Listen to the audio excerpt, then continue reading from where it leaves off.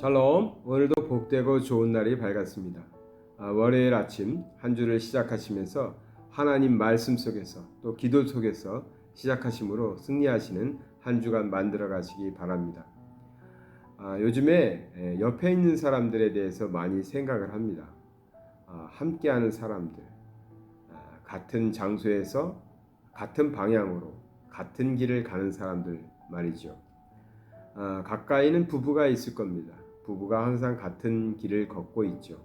또 가족들도 그렇죠. 가족들도 한 곳에 머물면서 함께 길을 걸어갑니다.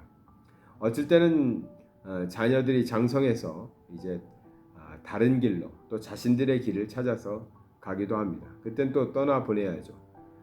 그렇지만 어린 자녀들은 항상 부모와 함께 길을 갑니다. 근데 우리가 살다 보면 꼭 가족이 아니어도 같은 길 위에서 함께 길을 걸어가는 사람들이 있습니다. 우리가 그런 것을 동행하다, 동행이라는 표현을 쓰기도 합니다.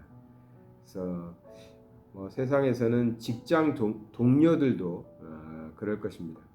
사실 가족보다도 직장 동료와 더 많은 시간을 보내는 사람들도 많죠. 직장에 있는 시간이 더 기니까요. 그래서 직장 동료와 많은 시간을 함께 하면서 또 같은 길을 가고 있죠. 그래서 직장 동료들과 동행한다라고 표현할 수도 있을 것입니다. 또 동네에서는 동네 친구도 있을 수 있습니다. 동네 친구분들과 가까이 지내시면서 지낼 수도 있죠. 우리 하나님의 일을 하기 위해서 먼 곳에 나와서 살아가고 있는 사람들은 또 동역자들이라고 표현을 하는데 그런 동역자들과 같은 길을 걸어가기도 합니다. 홀로 가는 길은 참 외롭죠. 홀로 가는 길은 외롭고 또 어쩔 때는 많이 힘듭니다. 누구나 인생길이 쉽진 않죠. 힘든 일들이 많이 있는데 그때 옆에 함께 가고 있는 사람들, 함께 하는 사람들이 있다면 그 어려움 때도 우리가 이겨낼 수 있고 또 더 나은 방향으로 만들어 갈 수도 있죠. 그것이 동행의 힘이라고 생각합니다. 잠언에서도 보니까 이 동행에 대한 이야기가 나오는데요. 잠언 13장 20절에 친구에 대한 이야기를 하고 있습니다. 지혜로운 자와 동행하면 지혜를 얻고 미련한 자와 사귀면 해를 받느니라. 그러니까 지혜로운 자와 동행하는 것을 이제 구하라는 것이죠. 지혜로운 사람과 동행하기를 즐겨하고 그러한 사람들이 되기 위해서 힘쓰라는 것입니다. 요즘에 제 주변에 있는 사람들, 또 가까이 지내는 사람들, 또 하나님의 나라를 위해서 함께 일하고 있는 사람들, 또 교회를 섬기면서 교회에서 한 성도가 되어서 함께 신앙생활하고 있는 사람들을 생각해 보면 참 감사가 나옵니다. 감사하게 됩니다. 사람 때문에, 그것도 나와 가까이에 있는 사람들 때문에 기뻐하고 하나님께 감사할 수 있다는 것은 큰 축복이라고 생각합니다. 저는 적지 않은 사람들한테 자신 주변에 있는 사람 때문에, 가까이에 있는 사람 때문에, 아니 식구들 때문에 화가 난다, 짜증이 난다, 분노가 인다 이런 이야기를 가끔 듣습니다. 그러니까 누구나 다 사람 때문에 기뻐하고 즐거워하는 것은 아니겠지요. 어떨 때는 더 화가 나기도 하고 힘들기도 하고 그런다는 것입니다. 그런데 내 주변에 있는 사람들로 인해서 또 나와 함께 길을 가는 사람들로 인해서 나와 함께 사역하는 사람들, 나와 함께 교회를 섬기는 사람들로 인해서 기뻐하고 즐겨할 수 있다면 정말 감사한 일이죠.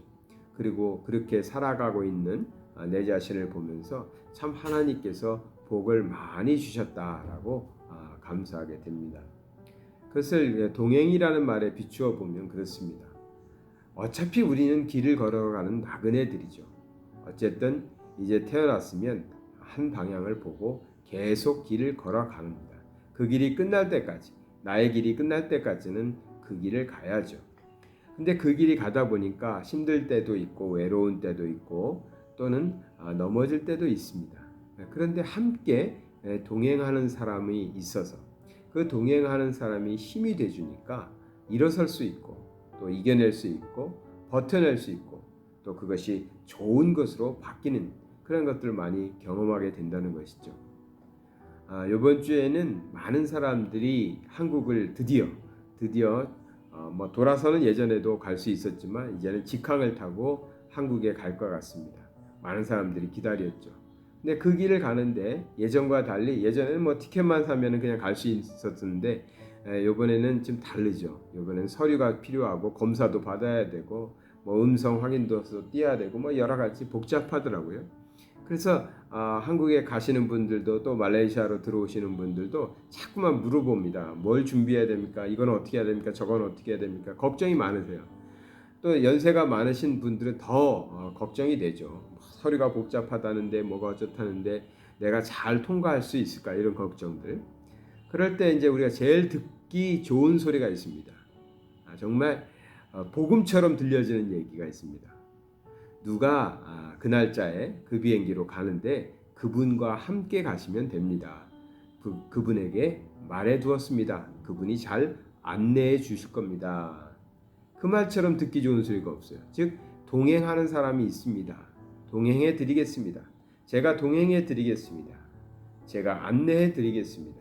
제가 함께 하겠습니다. 이 말이 어쩔 때는 우리가 복음처럼 그렇게 기쁘게 들릴 수도 있다는 거죠. 상황에 따라서 다른데 지금이 그런 때가 아니었을까 하는 생각을 합니다.